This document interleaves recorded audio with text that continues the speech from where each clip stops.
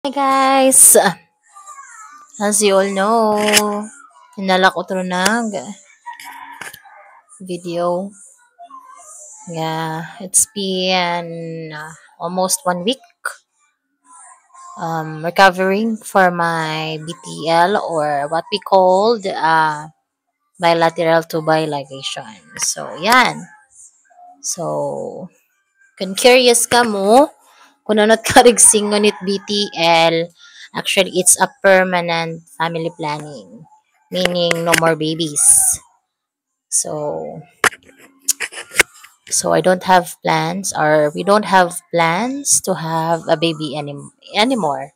Kay, nako, di rin na kaya ng ating matres. So, yeah. For kids is good enough for us. At least we have 1 boy and 3 girls. So, mga napakian na kung masakit ba, yes, kung i-rate ko hiya, 10 out of 10, 10. Although may dayagin sisiring minor anesthesia, pero bisan hiya minor sabay kay di ba iba manggudit aton tinatawag nga pain tolerance. So ako, my God, during and after operation damang-dama ko siya. Damang-dama ko ang aking kahirapan. Balitaw, seriously, masakit niya.